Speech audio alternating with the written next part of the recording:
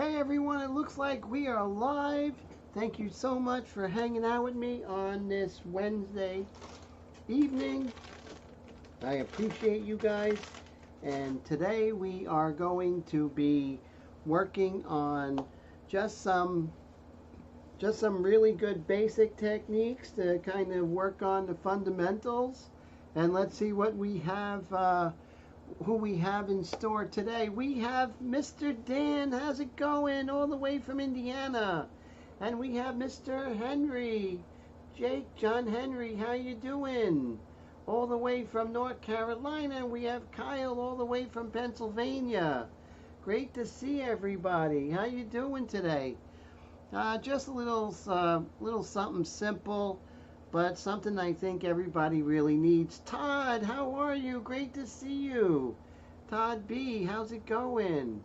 So I thought I'd, just introduce you to the airbrush. Maybe, someone who has like a lot of experience and we can go over it together. I think it would be fun.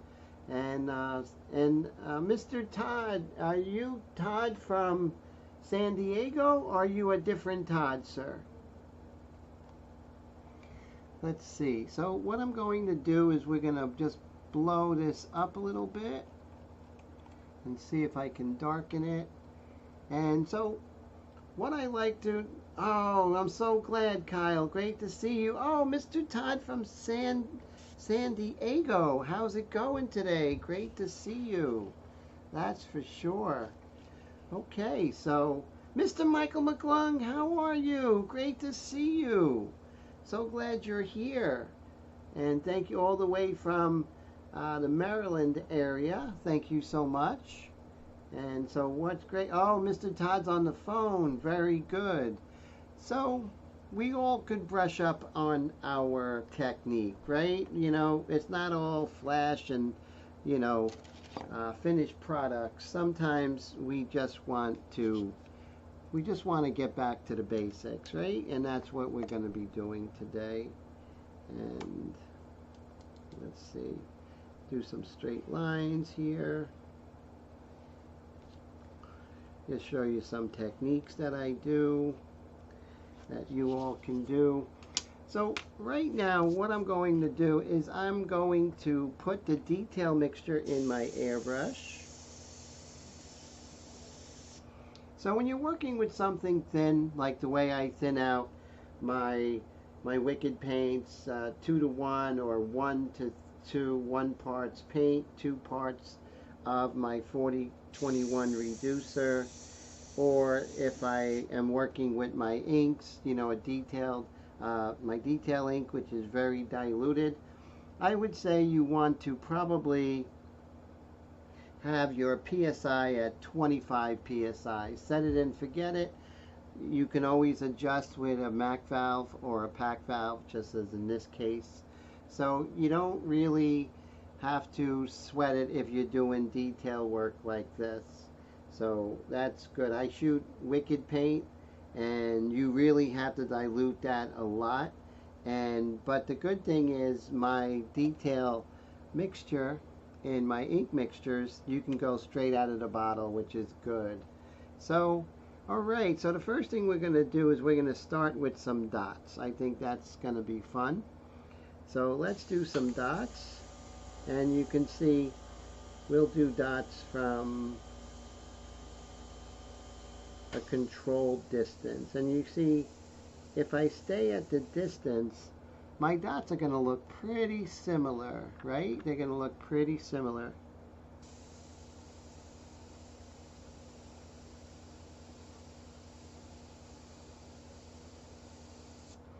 But watch what happens when I go a little bit closer. But before I go a little closer, I'm going to choke down the pressure a little bit. And now I could get even closer. And I'll lower that air pressure a little bit.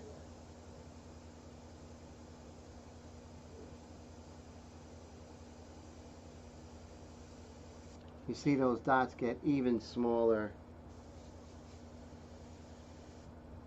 And a lot of times what you can do there might be a little bit of dry paint here by the nozzle.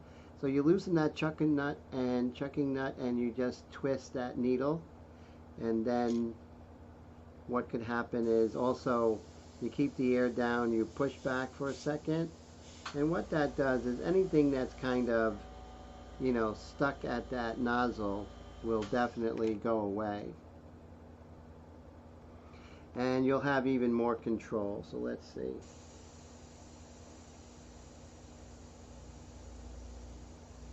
Yes. So now you can see I could get even smaller dots.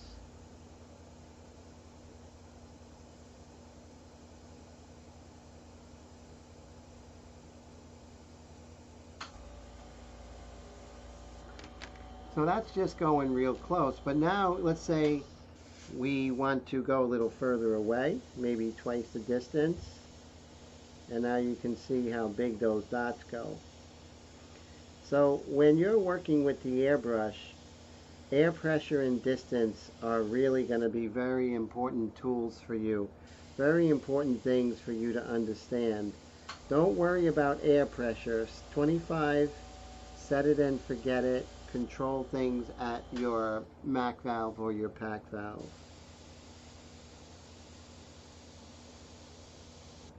Alright, so, and then you see if you even go even further, those dots get even bigger.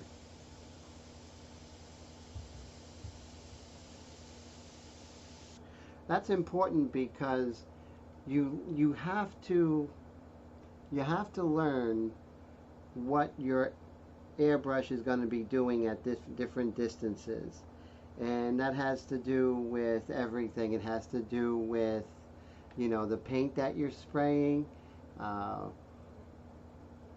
thick it is, you know, where you are with the PAC valve, if you have it all the way open or all the way closed or in the middle. All those different things are going to change things. Another thing I like doing is lowercase l's, and you can see, let me raise the air pressure a little bit.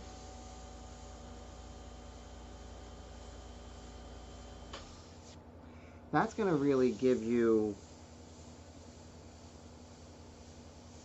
a lot of control doing the lowercase l's. So let me bring this out and we'll focus this.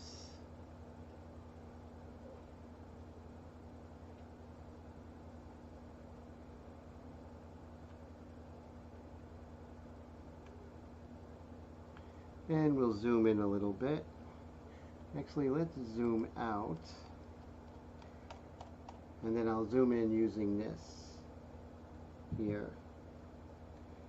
And you'll see my lowercase l's.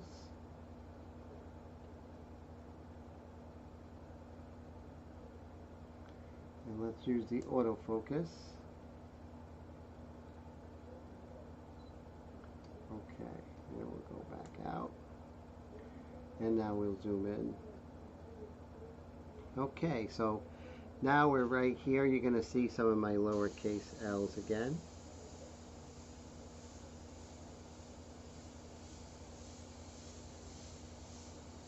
And you can see you got to get used to the distance. So you can increase your distance if you need to. You can lower the air pressure until you find that sweet spot, which is right here. You see how I found that sweet spot. Very rarely you're going to have to be going that fast in airbrushing, but it's good to have that control. And this is good, you know, just if you're not painting and you just want to practice, it's always good to do. Todd, Mr. Todd, thank you so much for the super chat. I appreciate that a lot. Thank you, sir. Okay, another thing I like doing are, and thank you so much for the support, my friend. That means a lot to me. I really appreciate that, your friendship, and, you know, taking the time to hang out with me. That means the world to me, sir. And let's do another thing I like to do is uppercase L's. And you can see by doing them, they really help.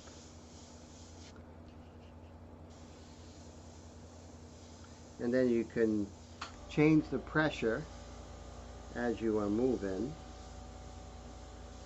And these really help. It really gives you control. And that's what you want. You want to be in total control of what the airbrush is doing.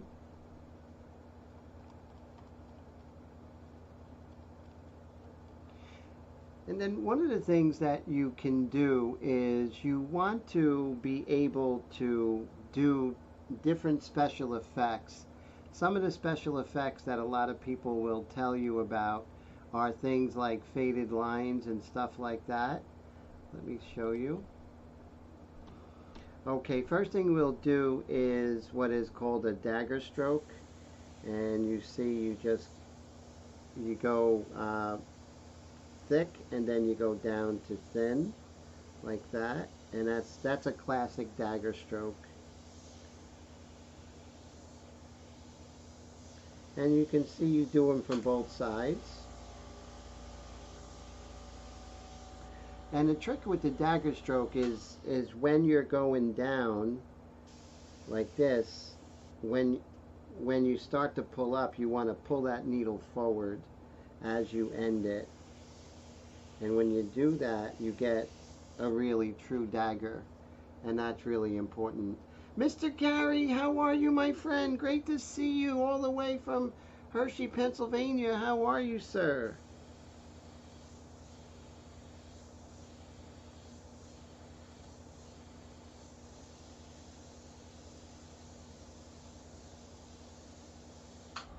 There we go.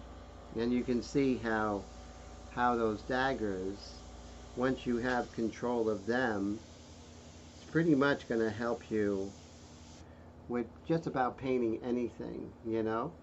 How many turns do you do to trigger tension? Great question. I usually do 1.5, I would say. Let's just double check.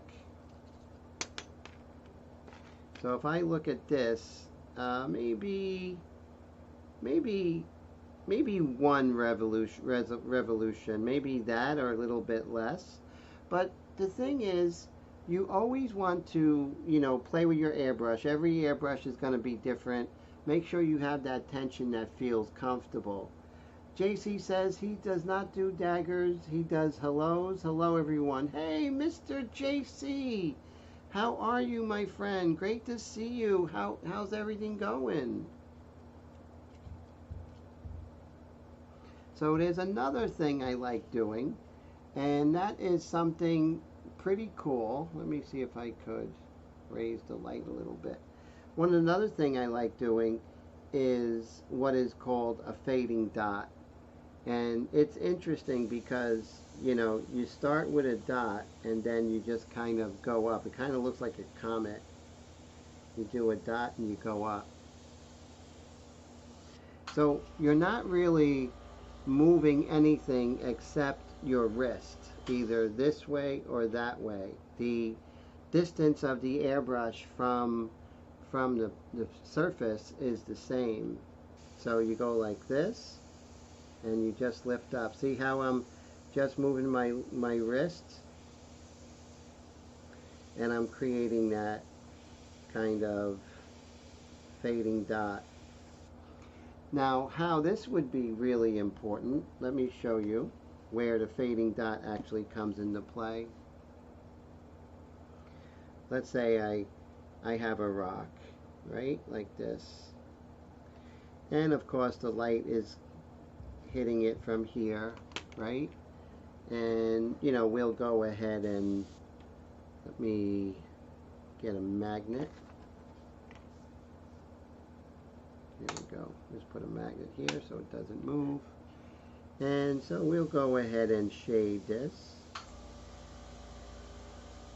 Right? And this right here, this is called your form shadow.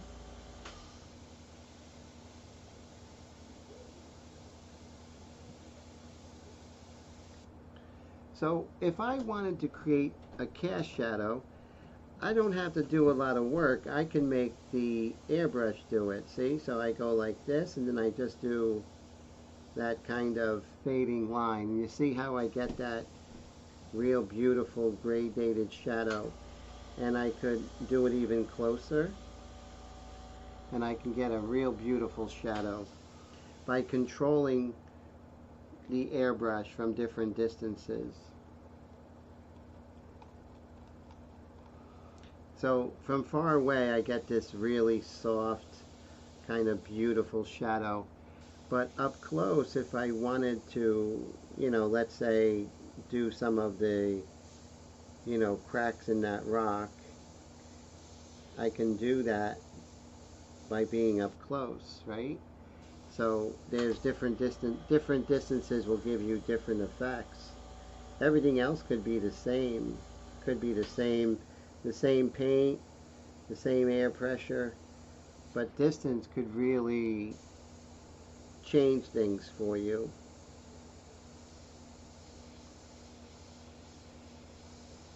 And I can go closer to create a Terminator shadow, and I go further away to do that gradation, the reflected light. Brad, how's it going? Great to see you. Oh, I'm doing okay, Mr. JC. Thank you so much. Michael says he just finished another painting today. Now he might start another car painting for a guy he did the last car for. That's fantastic. That's great to hear. So sometimes you have to go back to basics. Actually, you need to go back to basics.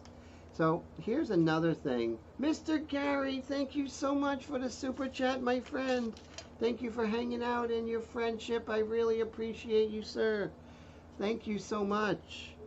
And Gary, thank you again for your support and friendship. So this is Blackbeard wheat. You can get this at any Hobby Lobby or any Michaels or anything like that. And what this does, it actually replicates a lot of organic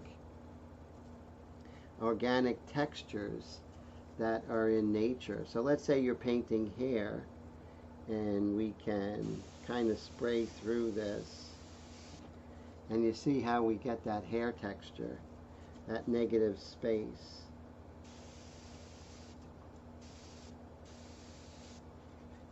And you just see how we're able to do that. Move this up, and then let's flip this over, and let's see if we can do some more of this texture here.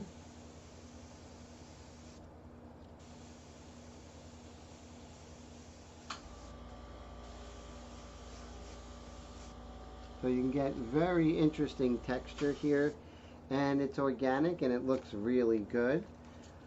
Also, you could use freehand shields, which are always fantastic, like this little shield I have. I could just kind of spray around it, and you see I can get these really interesting shapes. Let's zoom out a little bit. Let's see if I can do some other shapes here.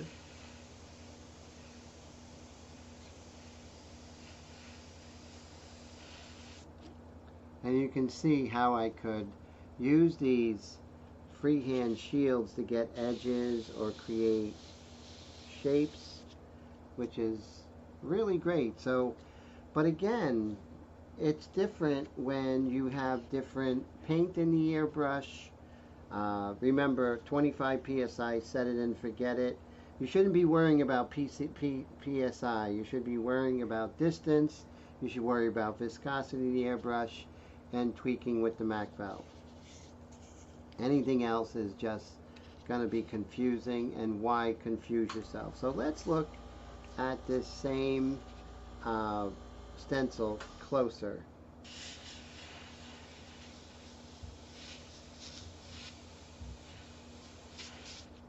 And you can see we get a little bit darker every time we get a little bit closer. And then here I'm going to lower my pack valves because I want to get closer. The closer you are, the more you're going to have to lower that pack valve.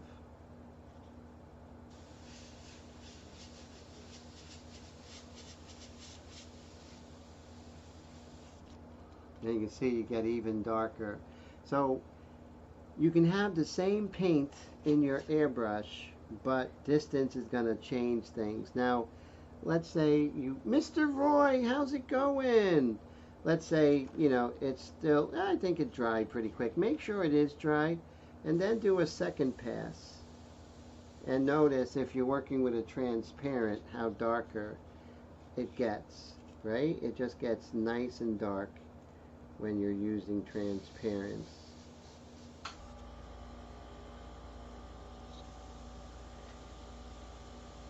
And then you can do some manual airbrushing with that afterwards. You already have that hard edge, so you can come in and darken that up.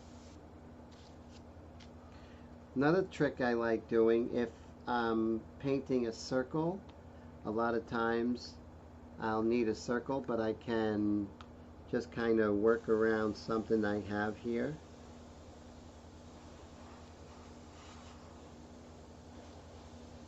Make sure you don't move it.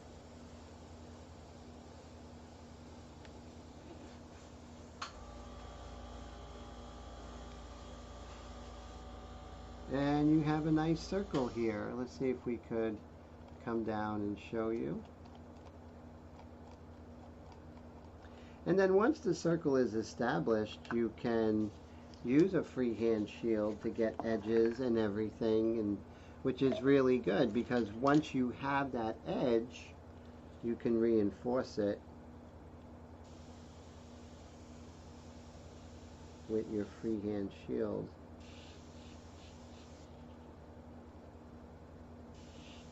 So when you're using a freehand shield, just make sure that you wipe it in between spraying, because you'll just reposition paint or ink from your freehand shield onto your surface.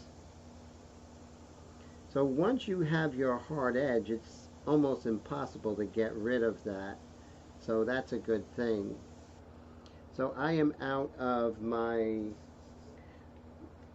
detail mix. I'm going to come in with some darker paint right now. Let's see what we have here. Let's do some medium mix. That's really dark, and we'll see things a little more clearly with the medium mixture. I'll put a little bit in there.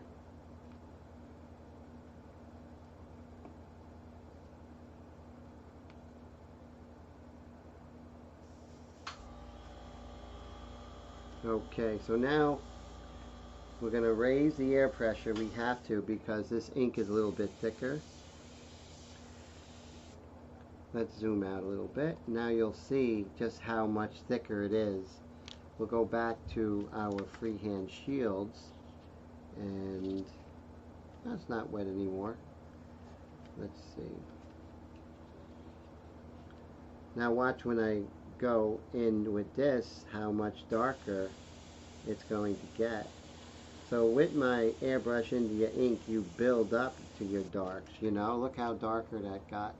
And you can keep building up, and that's how, especially doing hair or something like that, that's how you create depth, you know, by doing, you know, start out light and going darker and darker.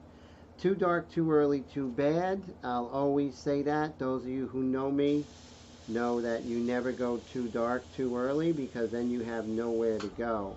But look how beautiful. Now with the medium mixture, how much you're playing for keeps.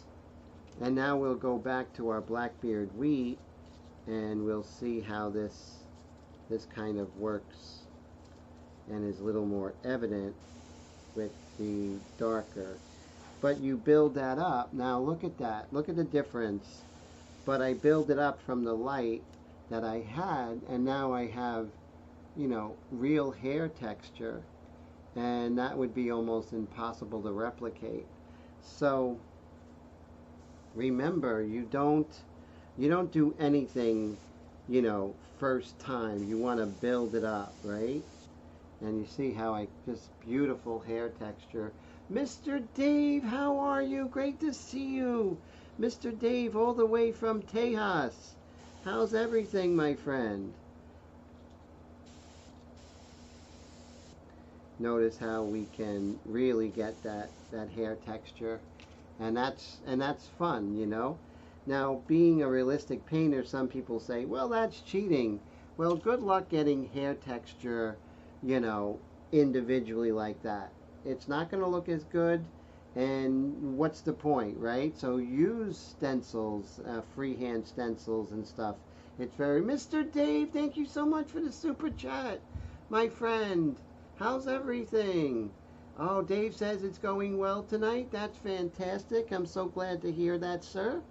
And thank you so much for the super chat. Thank you for your friendship and your support. I really appreciate that, sir.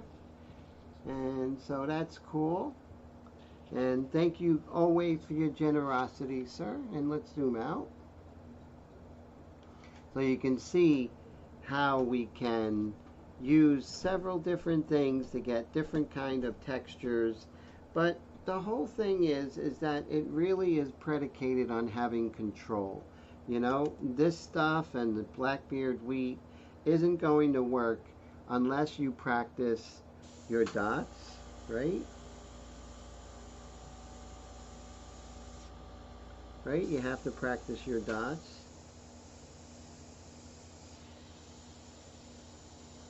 At different distances. A good friend told me years ago when I was first starting Airbrush, they said to me, I asked, what can I do to get better? And he said, play with your paint. And that was one of the things that changed everything, is playing with your paint. And that means playing with the viscosity, playing with the viscosity at different distances, at different air pressure. Choke down. When I say air pressure, stay at 25 psi, but go ahead and choke it down with your Packer Mac valve. Open all the way up, see what happens. Get familiar with 25 psi. Don't be jumping around to 35 to 50 back to 25. If you don't have complete control at 25, how can you know control at 50 and everything else? And oh, Kyle says now we can paint the invisible spectrum. Yes. Well, the invisible spectrum, that would be interesting, right? But we can paint the visible spectrum. Now, if we could paint gamma rays, ultraviolet rays, and infrared, now that would be pretty cool, my friend. And oh, Mr. Dave says he thinks he has a viable location for the new studio. Connectivity and power is going to be a challenge.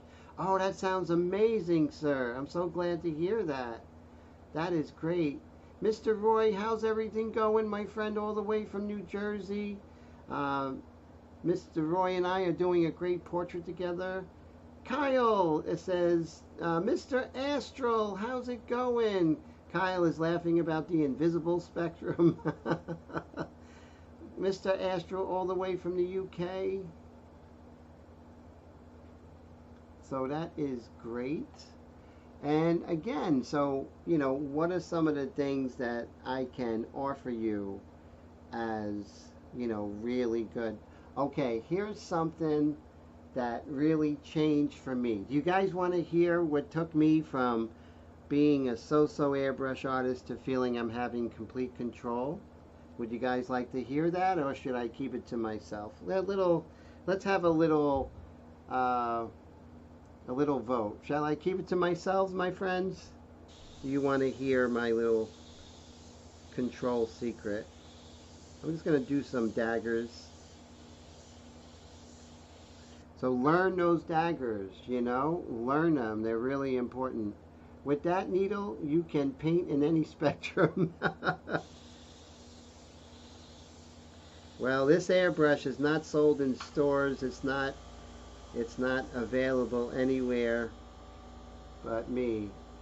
Oh, Roy is going good, just very hot. Yes. Gary says the invisible spectrum can only be seen under ultraviolet light. Well, part of it, yes.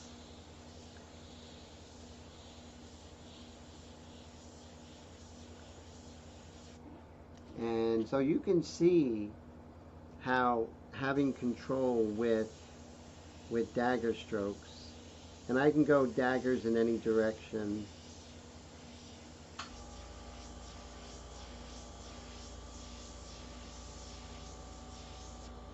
That's important, right? So you'll be able to do that. Oh, Raul says share. Okay, so Raul, definitely. So one of the things, and you can see as you practice them, you get better and better. But look at that sharp dagger. That's what you want. You want that super sharp dagger.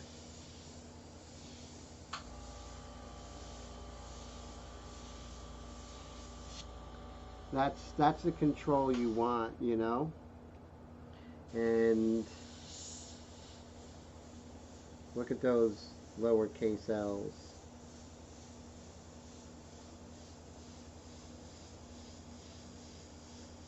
And let's look at those lowercase L's with lower air pressure. A little more defined. That's the kind of playing with the airbrush that you need to be doing. You definitely need to. And there's like no, so here we were working light with the detail mixture. Notice how light. I'm going to do a little bit of the lowercase L's with the medium. Look at the difference in the value. And so one of the things that really helped me and was a game changer was one of the videos on Coast Airbrush by Corey St. Clair. I think it was the one he did of the Indian, and I was watching it at work on my break, and he said one thing that changed everything for me, and it was this. It was rocking the trigger back and forth. So if I'm working on this rock here, we'll come over here. If I'm working on this rock and I want to get detail, I can't be on and off. This is on and off. I can't do that because I'm not going to be sketching. You know, I'm not going to be feeling the forms and kind of having the control I want if I'm sketching. It just won't work. What I have to do is rock that trigger back and forth. Notice what happens as I'm rocking that trigger back and forth. I have complete control of where I put the value. See that? I'm rocking it, I'm going further, and I'm really having extreme control of the airbrush. And that's because I'm rocking that trigger back and forth. So my hand is moving back and forth with the air pressure down.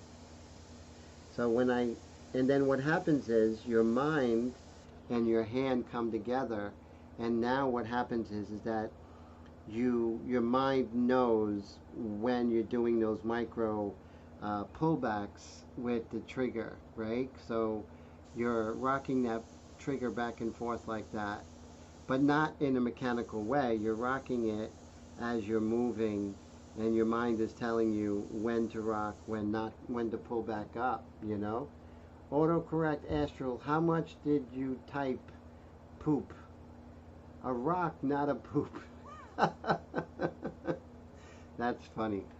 And so basically it has to do with that whole ability to rock that trigger.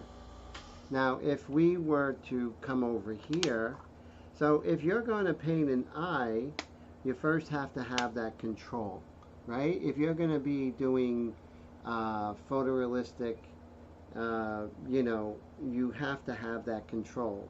If you can't rock the trigger and you can't do dagger strokes and fading lines, then we have no business trying to do all these like really tight detail work and everything. This is easy. This is boot camp, right? This is what will make that easier, right? It's the fundamentals. We can't escape the fundamentals, although we'd like to, but we can't escape them. And then once again, I'm going to show you how I'm going to do the three-dimensional form here. And Astral says he's so poor he has in a bucket. Oh my goodness. So right now I'm just going to kind of shadow this. And I'm going to raise the air volume, air pressure a little bit at the pack valve. I know there's going to be someone, that's not air. Look, if someone wants to say that, you know, go to another channel. So basically, for all intents and purposes, when you adjust the air pressure, when you adjust this, you're adjusting the air pressure coming out of there. But watch as I am pumping that trigger. And not only am I'm pumping that trigger, but as I want to get lighter, I'm going to increase my distance. See, I'm increasing my distance, and as I increase my distance, I get a lighter value. Pumping that trigger, if I want to hit that terminator right here, and if your teacher hasn't told you what a terminator is, then that's not good, because that's like just 101. So definitely make sure you learn about terminators and cast shadows and the dark light and the light and all that stuff. That's very important.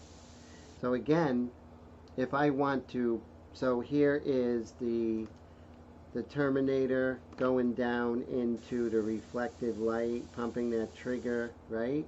And then I'm doing the transition tone right here, and then we're doing the dark light. So each time I'm going towards the light, I'm increasing my distance, right? And so when you're pumping that trigger, I could be like 7-8 inches away, but by pumping that trigger in a large cone, I still have control, you know? So control your airbrush. It is as important as controlling your mixing paint reducer. I would say it's much more important, because if you can control your airbrush, what you're doing in essence is that you're controlling you know, how whatever paint's in there, you're controlling it. Yes, but if you control your airbrush first and then control the paint, that's the sweet spot, and the distance. But the first thing we want to do is control that airbrush. Know your airbrush, know what it's doing. And then if I want to go and do the dark light and then the light, I'm increasing my distance. And half of this circle that I'm doing, this sphere, is basically because of pumping that trigger, controlling my distance, and knowing my airbrush. And that is a pretty realistic circle or sphere. And so that is so important, and all of this is really controlling the airbrush. And then if you go even further, and Kyle says natural toilet paper, just don't use poison. And Dave says okay. And so right now we're going to come over here, and remember I told you about the fading dots? Look at that. So I'm pumping that trigger, but over here I'm doing a faded dot. And you see how I'm doing that beautiful cast shadow. I'm not painting it, I'm letting the airbrush do the heavy lifting. And then I got that beautiful fade. So that is the main thing, is controlling that airbrush. And basically the techniques for this was, you know, had to do with air pressure, viscosity, distance, rocking the trigger. I did a fading line here. So those are several things that, we're really and distance is so important. You see how I got all the different values just by controlling distance. And the airbrush is important, right? You don't want an airbrush that's not going to give you detail. A lot of airbrushes out there, they won't give you detail. Well, what are you going to do? You have to make sure that you have one that is going to give you the best detail and be versatile enough to do backgrounds. And Astral says he thinks he lowered the tone a bit. That's alright. There's no rules here. And let's see. Okay, so now you see how we can really make things happen. So let's say I have this as my stencil, and now I can kind of use this to create a background, and that's pretty cool. And so right now you see we kind of missed a bit, and we could use our freehand shield to kind of fill in any missed spots. This is called crawling along the surface. When you're doing things with shields, very rarely are you going to find the perfect shield that's just going to cover it, So what you want to do is you're just going to crawl along the surface. And again, you're wiping that shield off as you're turning. Like I said, this is the stuff that you should be practicing on your own. And every hour that you put into here is going to pay dividends. Your airbrush is going to get better. Michael says, I definitely know that you need to control the airbrush because on your airbrush that needle sticks out. Well, definitely. But that's the aerodynamics. Anything I do has to do with science. I definitely, when I seen this airbrush, I saw the possibilities. And it's just, aerodynamics that, the longer that needle is, the longer it's going to take for that air to move over, and I'm able to get a much smaller cone at a greater distance. So that's what gives me I think this airbrush, like I said, if anyone has my Extreme Patriot arrows, I would go head to head with any airbrush with that. I would go head to head with them, because I know dollar for dollar it can't be beat. But you see how we're able to create some really cool effects.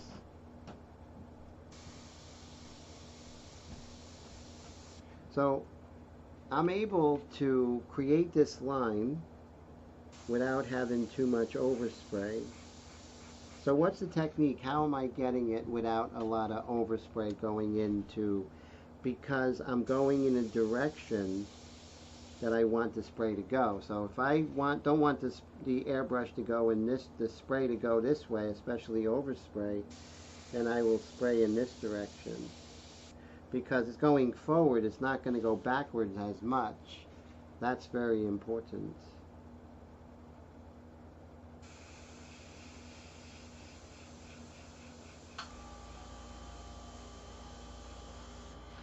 And you see now we have the ball rolling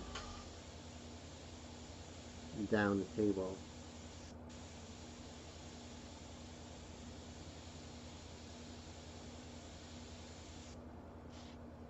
Again, just making sure that we let the airbrush do the work. So let's say we want to use an eraser to maybe work on some of the lights, and you can do that. That's not from overspray, my friends, that's a pencil line. So you always want to use the least aggressive eraser. Always want to use the least aggressive eraser and go from there. So the first thing I'm going to do is I'm going to use this kneaded eraser. It's going to be the least aggressive, and then as needed I'll use a more and more aggressive eraser. So right now I'm just getting rid of any pencil lines.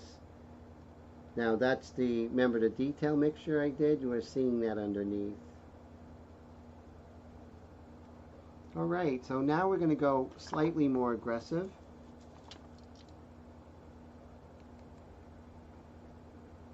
And I'm going to kind of, just like in Airbrush, you want to erase in kind of an organic shape. You don't want to erase like this. That's not organic unless that's the exact shape you're looking for. And then here we could work on the reflected light. Now let's say we want to get aggressive. We want to really dig in there and try and pull out as much of the white as possible. We'll use a much more aggressive eraser. And you can see we were able to achieve that. So as we zoom out, you can see it's starting to look pretty good, and I don't have any reference. I just know about how light works and everything like that. So with each mixture, you know, it is going to, you're going to have to change each paint mixture. You're going to have to change the distance. You're going to have to tweak the air pressure at the MAC or pack valve. And you can see control is everything. Astral says he has his Badger Sotar SF for a couple of weeks now. It's a beautiful airbrush and definitely outperforms the Iwata. Badgers are so underrated. They really are. They're machined very well, and you know, they really are a beautiful airbrush.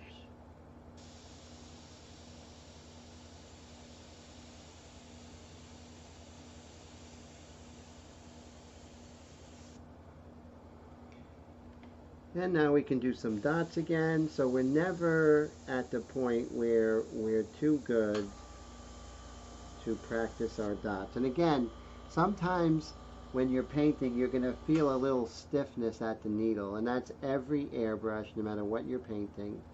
And what you're going to do is you're just going to loosen that chucking nut. You're going to twist that needle. And you'll see after you do that, that little bit of that kind of hesitation at the nozzle goes away. And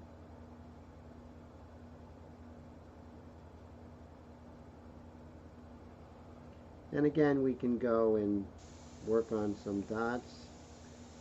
So what happens is when you really, you know, you're working for an hour, you're really in the zone. You're at one with the airbrush and the pressure and the paint. That's why you want to practice and play with the paint before you start. Practice with the paint maybe an hour before you start painting.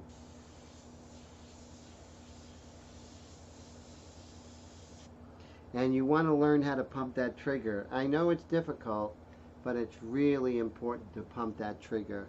If you're not pumping that trigger, you're just going on and off.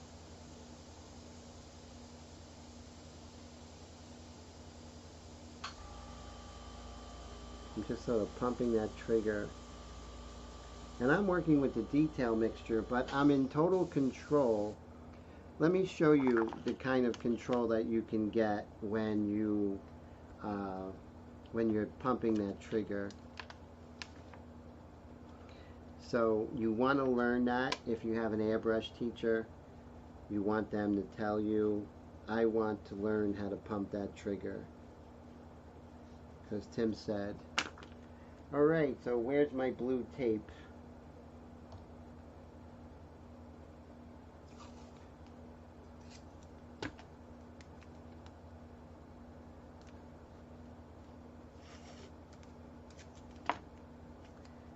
So before doing amazing photorealistic stuff, I want you all to really be one with your airbrush really know what it's going to do before it does it.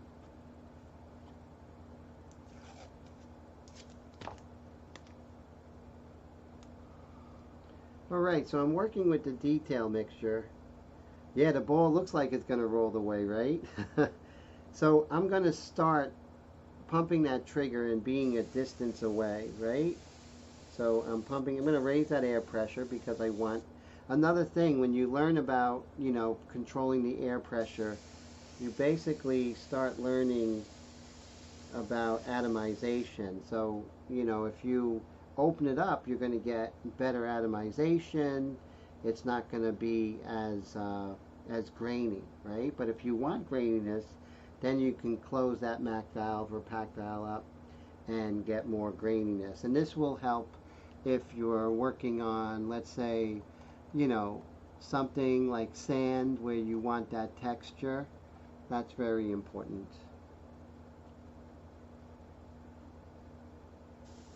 Again, I'm going to be pumping that trigger, and I'm going to start at the bottom, and then I'm just going to increase my distance. I'm just pumping that trigger, and I'm increasing that distance as I move towards the top.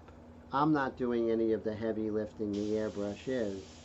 So that's controlling the airbrush. Controlling it with pumping that trigger, right?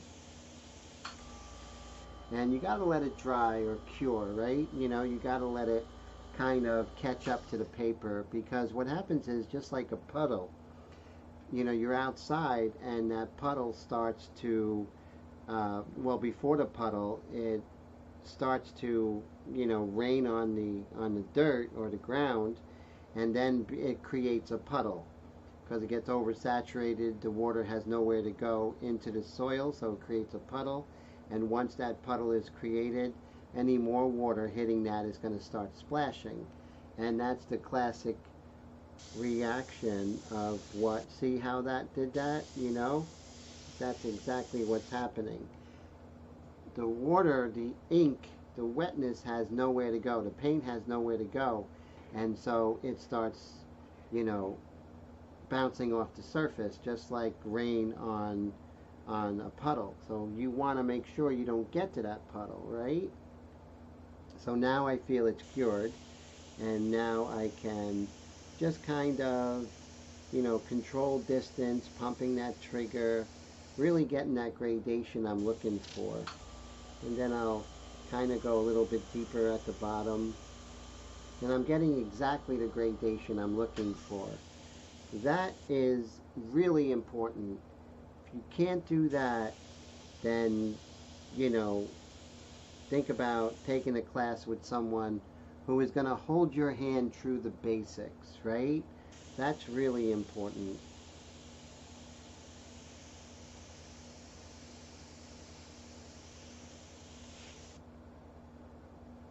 And fundamentals don't happen at once. You're not going to take a fundamentals class and leave and be like, hey, I took fundamentals, I'm set. Where is that, photorealistic thing I want to do? No, it's not like that. You have to walk before you run.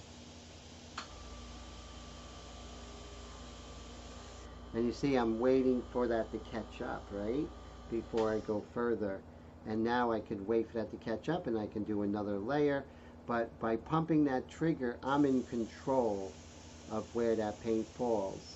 It's not on and off. The air is still on, and I'm just pushing that trigger back and forth. But my mind and the finger and the trigger are working together. And that's the good thing. And that's the kind of acuity that you want and you work towards. That's going to make you be able to paint anything you want in airbrush. And again, just little by little, I'm getting that gradation.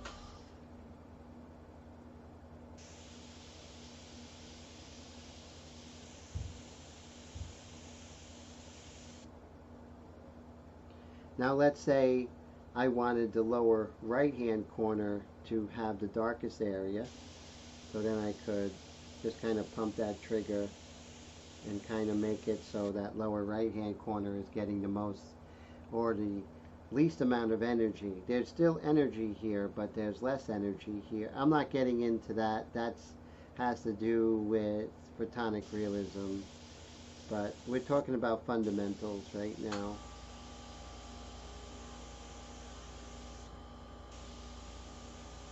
See how I gently made it darker on this side, and then I could gently make it darker on this side. So basically the light's coming from above but slightly to camera left, and then it gets lighter as it moves over here like that. So now we're really controlling that light, right? Because we're controlling the atmosphere with distance, with viscosity, by pumping the trigger and waiting for it to dry. That's basically what you need to do. Knowing your paint, knowing your airbrush. You know, my airbrush is going to work a lot different than, let's say, you know, a custom micron. Definitely not better, but different. It's going to work different from a Pache. So you got to know your airbrush, how that trigger responds. They're all going to respond differently. And it's Astral says it's a shame there isn't a degree course in airbrushing. Unfortunately, there are no medals in this game. You know, there are some really good teachers out there, and you know, in airbrushing, which is fantastic. Drew Blair, myself. You know, there are, and Marissa's great and everything, but take the fundamentals course. Don't go straight into, you know, your magnum opus, right? That's not what you want to do. You want to ease into it. You want to get that control, but you want your teacher to hold you. You'll hold your hand through those fundamentals. You want to face major league pitching. You don't just go ahead and go into the batter's box and, you know, close your eyes and swing. No, you have to know the fundamentals of how to hold the bat, how to hold, you know, how to hold, you know, your head and your position and all of this, you know, how to look for a curveball and a slider. You don't just go ahead and hope to hit a home run off of, you know, Nolan Ryan. It's just not going to happen. Michael says, for me, it's been hard to figure out how far back and forth the figure should go, especially if I'm holding a stencil. Yeah, you know, and that's what just playing around with the paint, you know, just having fun. Don't worry. Still do your important paintings. Push your technique. Paint what you want to paint.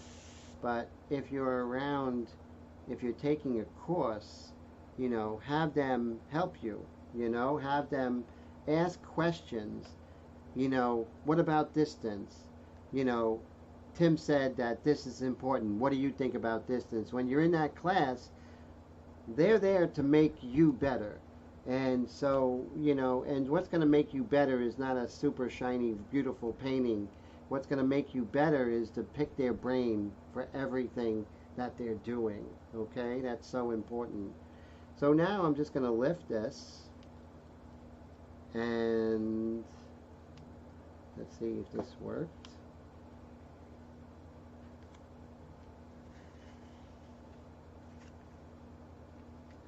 So now we have a super controlled square, right? And that was all done just with distance, and it wasn't any like super control. It was just distance, letting it dry, you know, pumping that trigger, that kind of thing. So that is an important consideration. You can clean things up.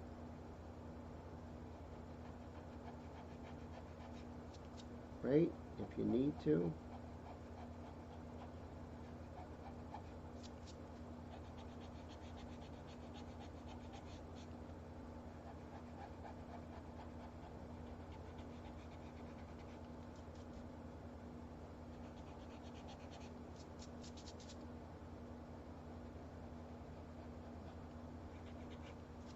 But look how beautiful that square is, right? That's a beautiful square. But look at the beautiful gradations of it.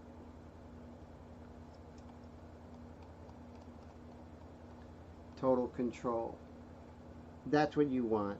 And it all goes back, you know, that's really nice, but it all goes back to the same thing, right? You can lighten it up with erasing, right? You can just kind of, and just like with the airbrush, you can control how much pressure you put on that eraser on how much of the ink or paint that it's going to remove.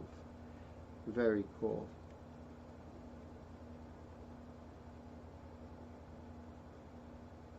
The tape removal also highlights the amount of overspray.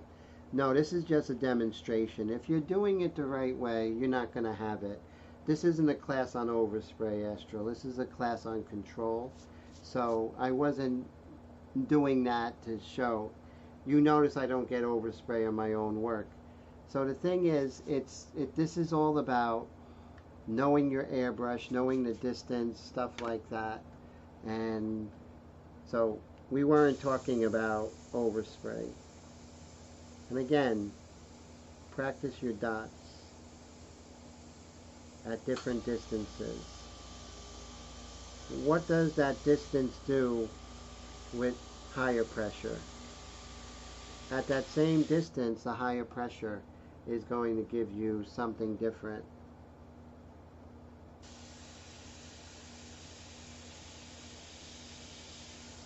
And if we raise that pressure even more, it's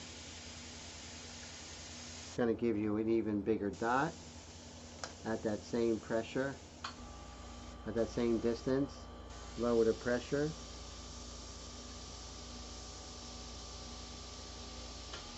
It's really interesting. So those are different things that you should know. You should know what your airbrush is doing at that distance at different pressures. That's what's really important. And also, if you're not pumping your trigger as you're working, you're never going to have the control that you're going to have, because I never had the control I have now before I learned how to pump that trigger, because you're actually in control of when that ink comes out or that paint comes out, you know? So it's very, very important. Again, if you can't do daggers like that, it's because you're not practicing.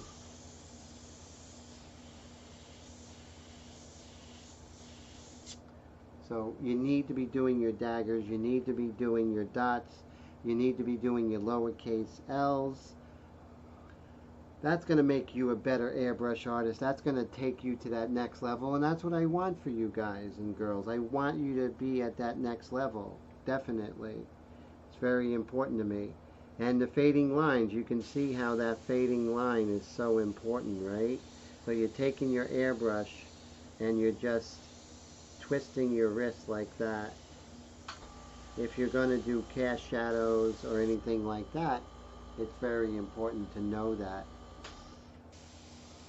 Also, you know, the surface. What surface do you choose? Do you use aluminum? Aluminum does something different than, let's say, paper, which I like working on the color line paper by Canson, right? I like working on that. So all those different things. So you can see how just here, how the ink looks different than on the white paper. And also, different paper will absorb it more.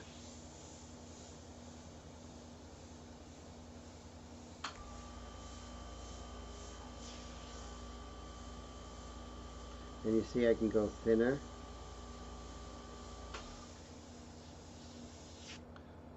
And fading dots.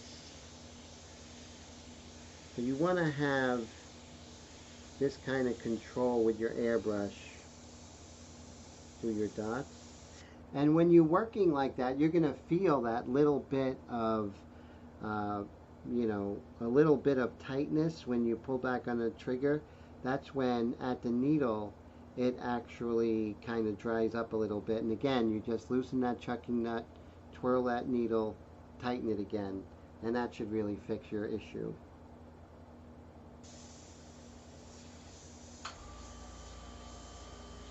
Again, some fading lines.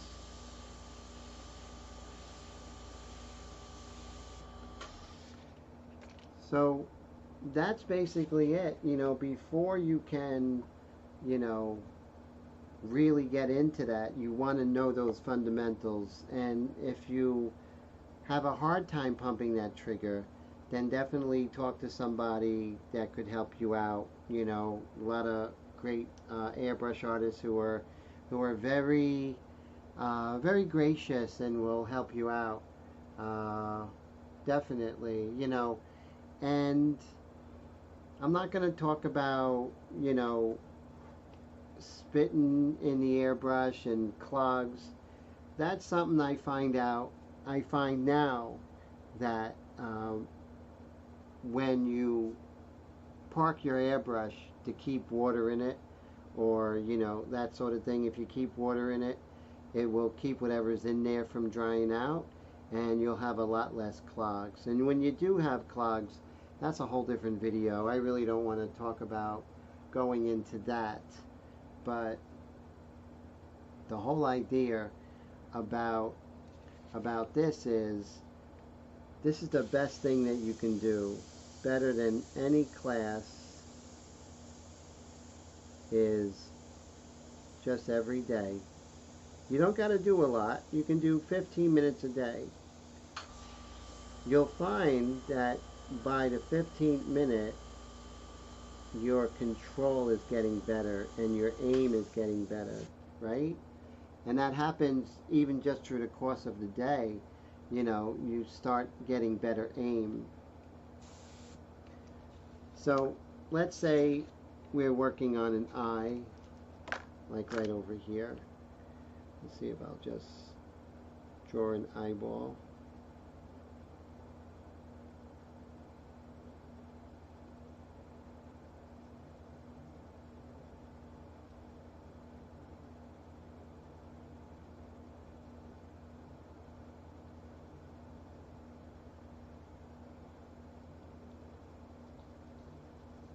Now I'm doing this with the detail mix, with the medium mixture, which is harder to control. I would never do this on a normal basis. But let's take a look and see how we could work on this eye. Normally I would go in with the detail mixture, maybe even the detail mixture that is diluted.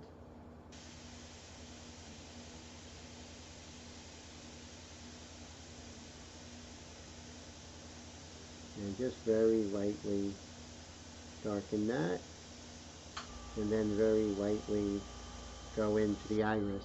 Pumping that trigger really gives you that ability. And notice how light I'm staying, even with the Airbrush India inks. And thank you, Dave, for that. I appreciate. Dave says, great drills, thanks for sharing. The inks are amazing. Thank you, sir. So I'm just pumping that trigger, and by doing it this way, I'm actually keeping hard edges from happening, right? And then I can,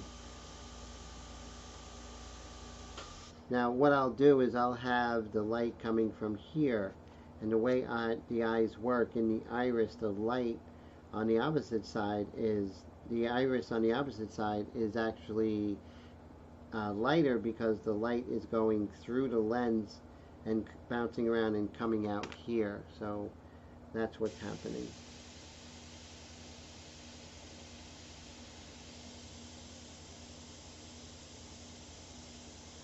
But you see, having that control of the airbrush, of me just doing those silly exercises,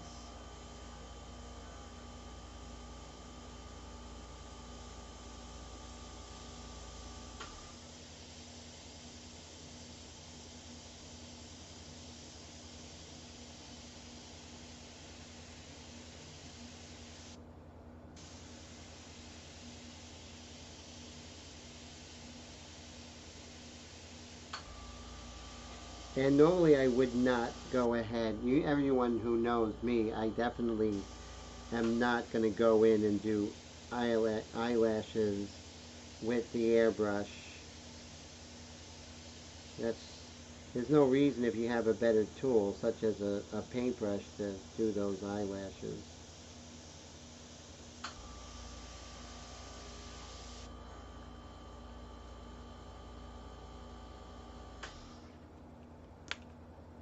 So the light's coming here, so that means this side, again, controlling distance, using the same medium mixture.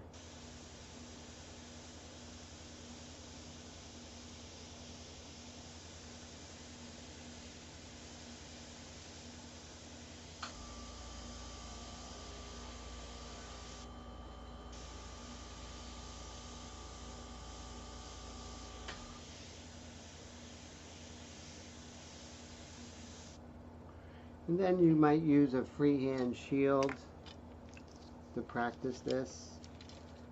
Now, the light is decide which way the dark is going.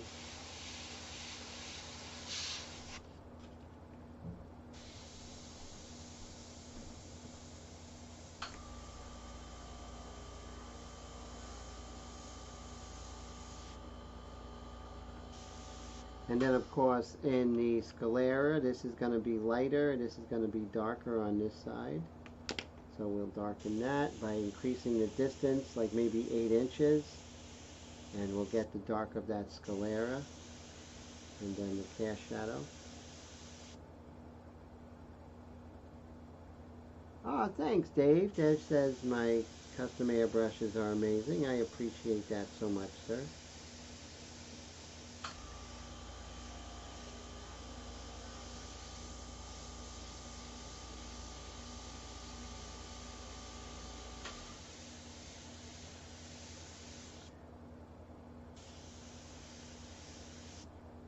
Now I can take my same paint and I can kind of shift over to paintbrush techniques, right?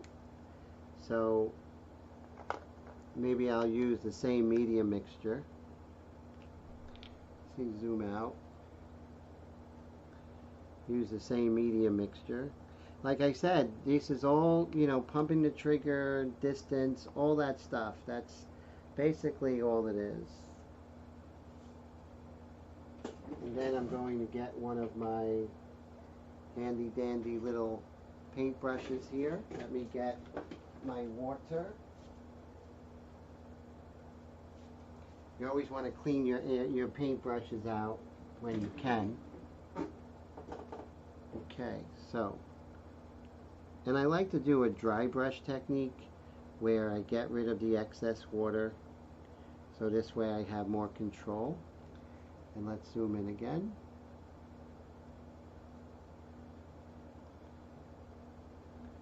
And now I could really get the hard edges I'm looking for. Using the same medium, the same paint, same brush. I mean the same paint, the same viscosity. There's no dogma. You can do it any way you want as far as viscosity or whatever. What works for you, but we won't know what works for us if we don't do the practice.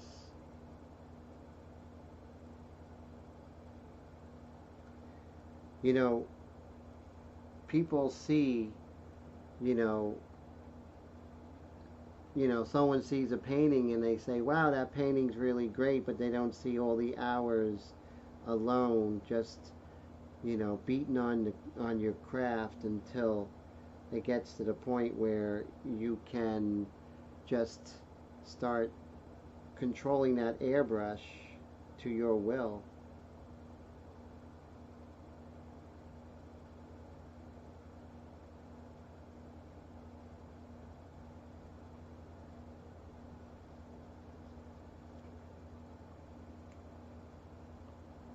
Get rid of that excess water.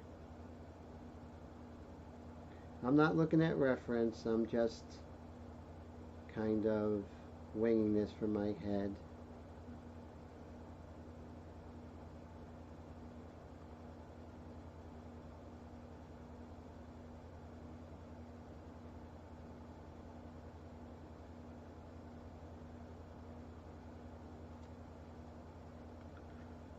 But you can see how, you know, why your airbrush is never going to do what your paintbrushes can do, and your paintbrush is never going to do what your airbrush can do. So use the right tool for the right job. And let's see what we have here a little bit. We can use our freehand shield, kind of protect that ridge of the lower eyelid.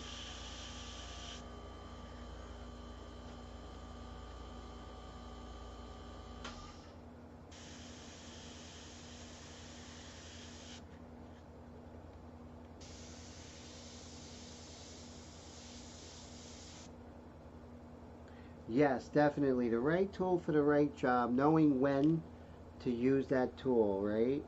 And, you know, knowing when not to use that tool. Sometimes the paintbrush could make things look, you know, really harsh, right? And kind of unnatural. So we got to know. And that just comes, again, through just practicing like here, just how this happens.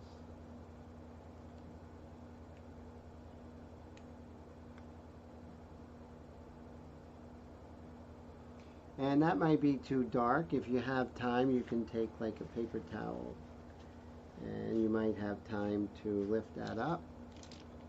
But again, that's when you learn through these little practice sessions, okay, that was a little too harsh. Do it now when you're practicing and you won't have to deal with that in the painting. Yes, that's the thing, right? We don't want the airbrush to do it all. And also, and we could make the airbrush, you know, do a lot of the heavy lifting just by distance, right, guys? And that's important, you know. Astral and Dave, that's important.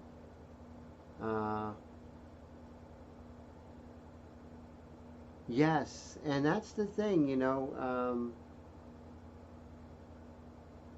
It just comes to you, and that's, you know, when we get there, right, guys? It comes to you through just doing it over and over. Repetition is so important, and not repetition like, you know, you're just going, no, repetition because you start seeing, you know, what happens under different circumstances, right? What are some of the things that that we can do or not do to avoid certain effects. Yes, and Dave's trying to incorporate the smaller airbrush, smaller paintbrushes. Yeah, and that's definitely what we have to do, right? Incorporate things that kind of make us feel uncomfortable. Now, that's with the medium mixture. In a million years, I wouldn't come in with the medium mixture. That would only be at the very end. But that's just to show you, you know, all the different techniques. You can do quite a lot. Paintbrush technique. Let's say you wanted to come in and hit that highlight. You can actually incorporate, you know, different paints, right? Like right now I have Titanium White by Golden. Let's see if we can get a cup. That's one thing I need to do is buy cups. Note to self. Let's go ahead and put some thick paint there. We're going to take this same brush, make sure it's nice and clean first, and I'm going to grab this white. And this is, you know, we're just playing around, right? But this is going to help me when I'm doing that portrait commission, and at the end I have this kind of knowledge bank, right? So I want to hit this light right here. And a lot of times that light is going to mimic, be a direct reflection of what's lightening that up. So let's say this woman was in a portrait studio. The light in her, the highlight in her eyes would actually look like and be in the same shape as the light modifier in the flash. So that's a light box. So you see, that's pretty cool. Then we can also you know, work as a painter, and we can take that white and we can kind of scumble that in.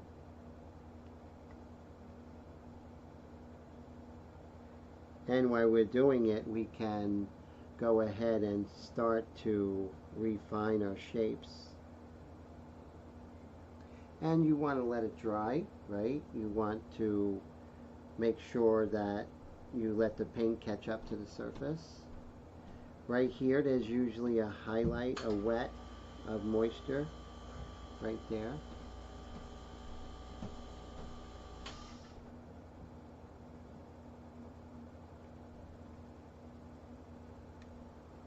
Maybe a little dot right there.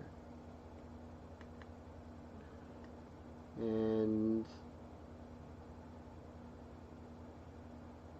have that light kind of follow, going straight down.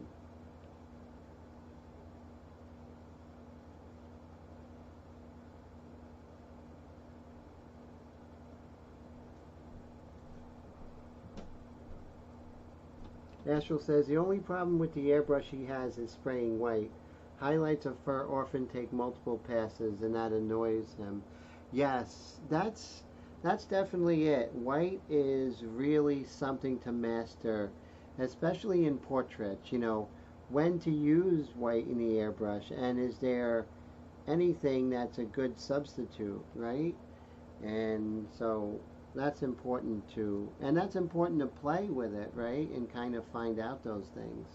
And as we zoom out, we can see that the eye is looking a lot more realistic, right? And we're just playing with it, right?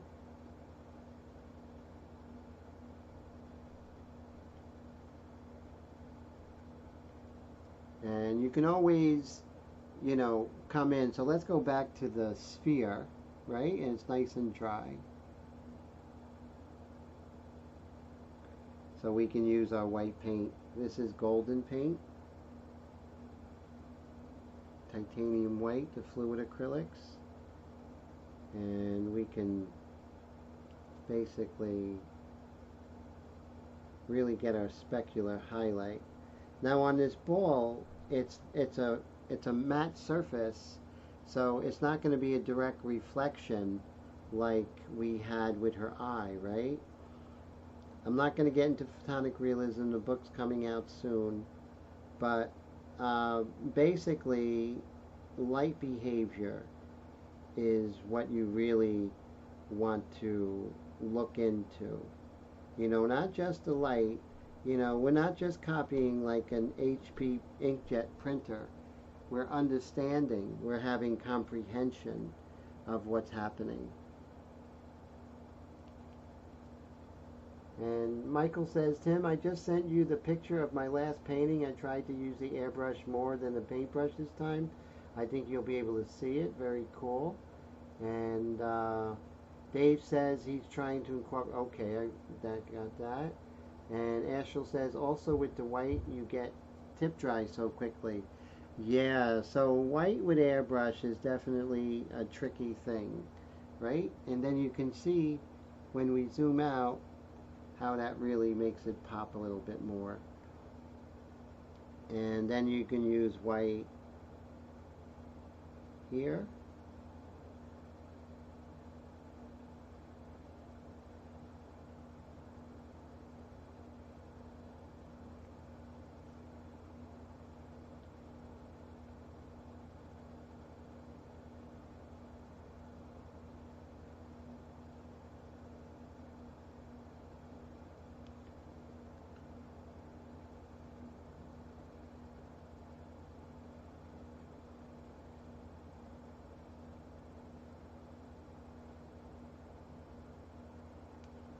And now that eye's looking even better just out of my head.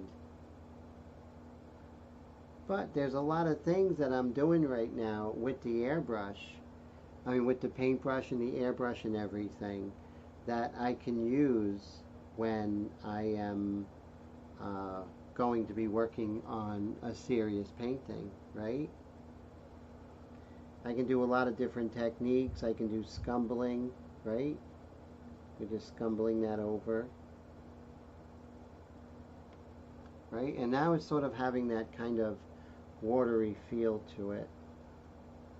This is like a type of glaze, but with scumbling. And what it's doing is really giving her sclera the feeling that it's wet. So this is like, it goes in my memory bank, right?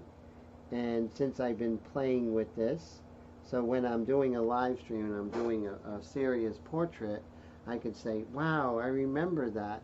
And that really could help. And Michael says white, even though that he uses the orange in the mixture with it, you still get blue shift more by then down. Well, that's the thing. You have to test it out, right?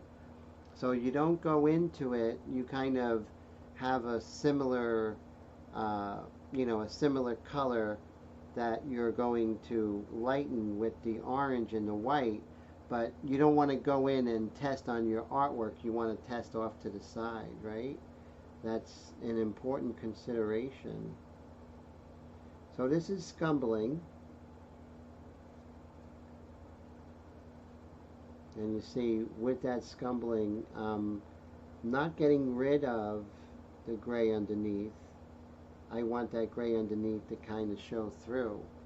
And now when we zoom out, you see it's looking more and more real. And that is what happens when you play with the paint, you play with the airbrush, you play with the distance, you play with the paintbrush, and all those different things. Let's take a look at Mr. Michael's piece here.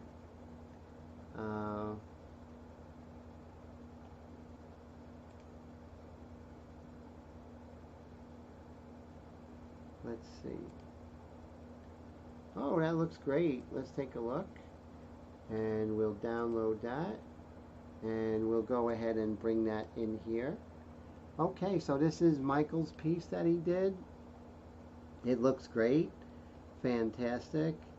So tell me about the painting. And so you said you use more airbrush and less paintbrush techniques.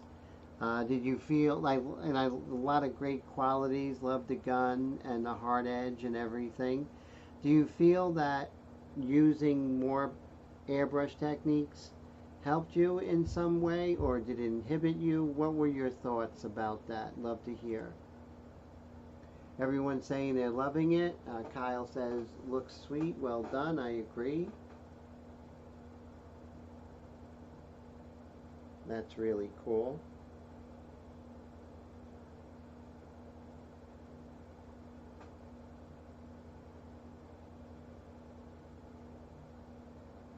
And I really love the expression on the face and the way the eyes are, and the hand looks really fantastic. Michael says he thinks the airbrush helped more and shaded out the white mixture. He tried to keep it as black and white a painting in a way. I see, and then just added the color at the end. And the car looks really amazing with the shocks and everything, and the tires and the grill. That was really well done. And the wings, that was really well done as well. Yeah, Dave says that Mike's enjoying retirement. That's cool. You can see that, yeah. Enjoy the time you have painting. It's so precious. And he tried to keep the two pieces separated. The two pieces, meaning the portrait and the car, or the portrait and the car in the background. That's interesting. Astral says he looks at the blue shift like the difference between Kodak and Fujifilm. Kodak would be more blue pictures and Fuji would be more pink.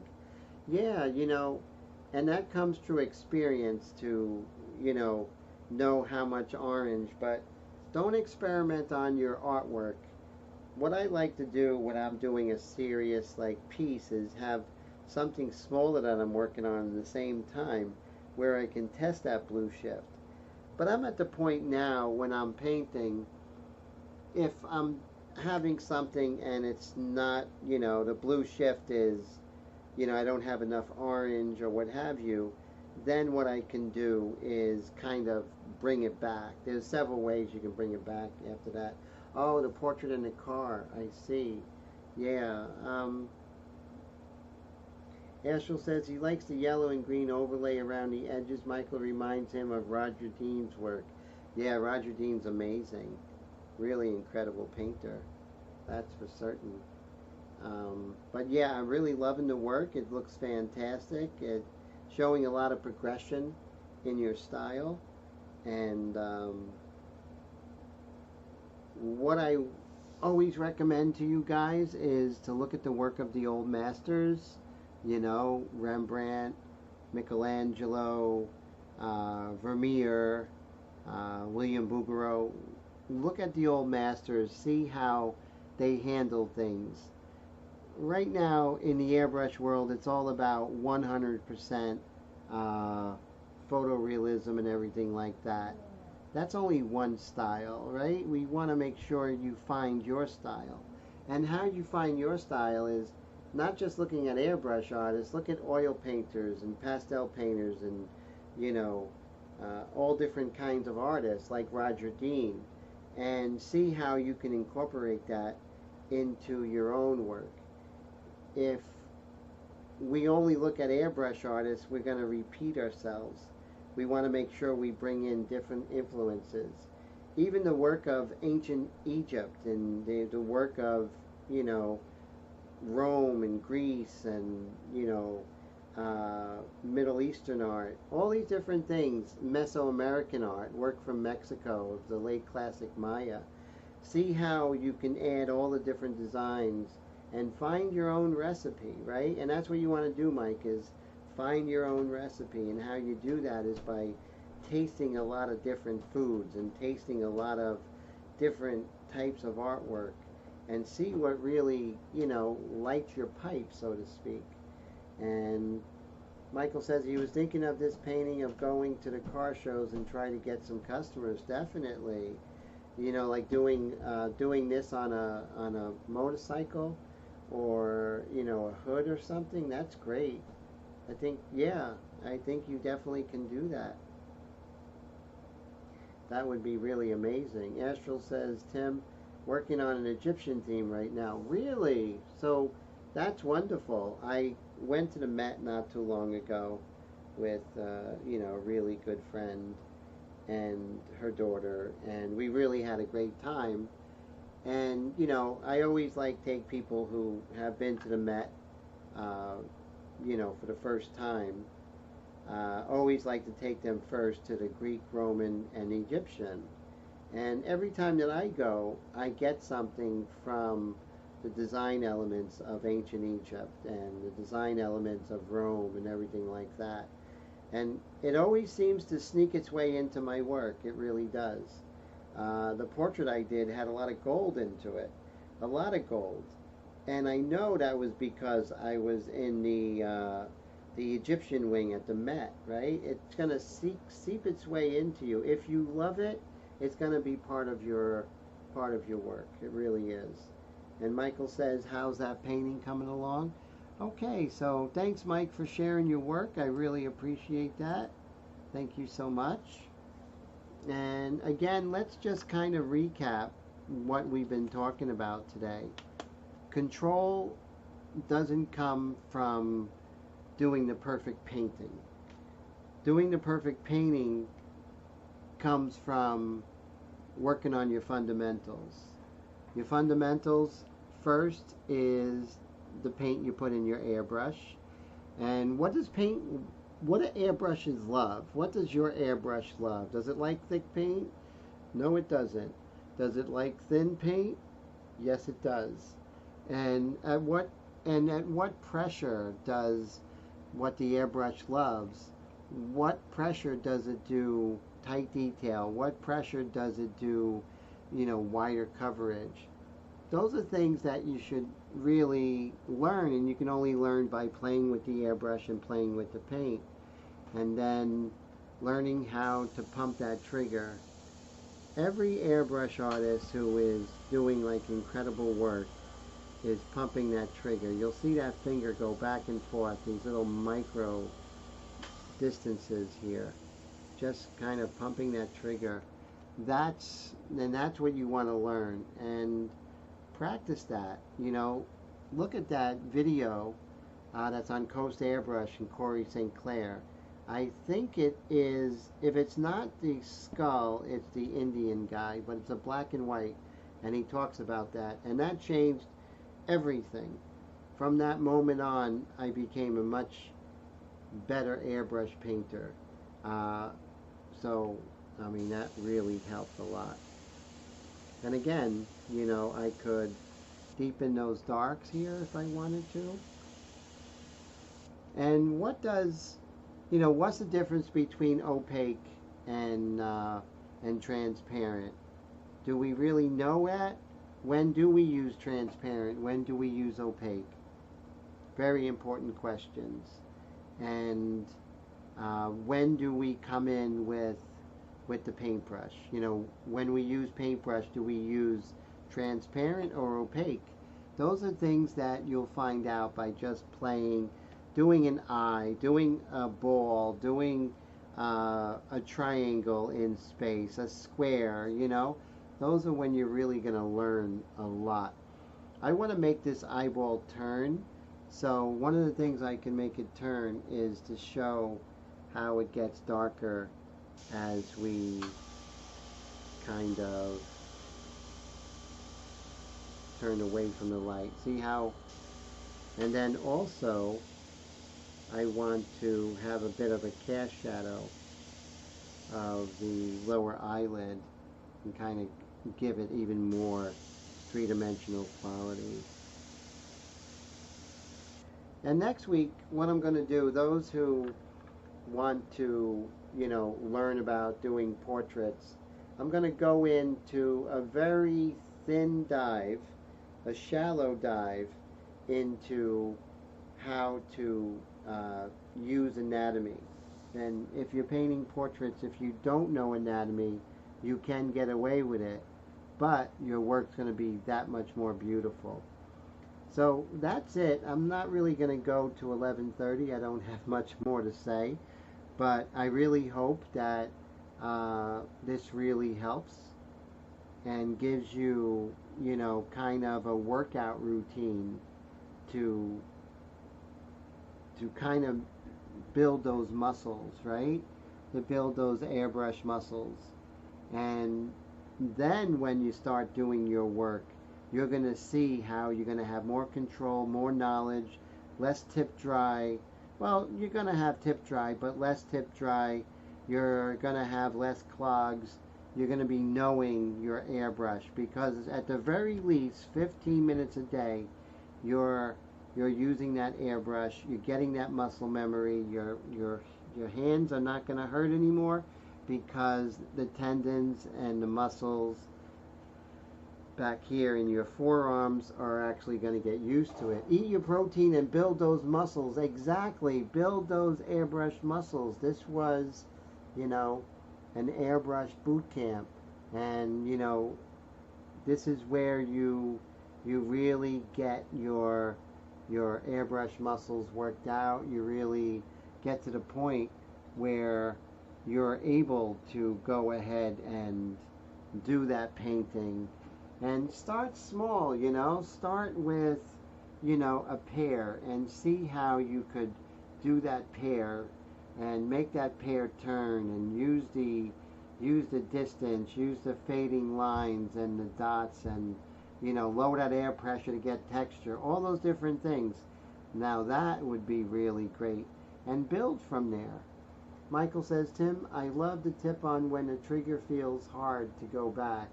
Yes, and it's just a little bit. It's a little bit of a give, right? It's just, you'll know. It's just sticking a little bit, and you just lower that chucking nut, twirl that needle, right? And then make sure that needle's all the way in, tighten it, and then you're gonna find that, you know, there was just a little bit of dryness where the needle hits the circumference of the outside of the nozzle. You know your airbrush. Keep it wet all times, you know. Make sure you don't leave it dry. Put some water in there, and don't let this dry in here. That's when things get really weird. And don't worry about the outside of the airbrush as much as the inside. That's really important.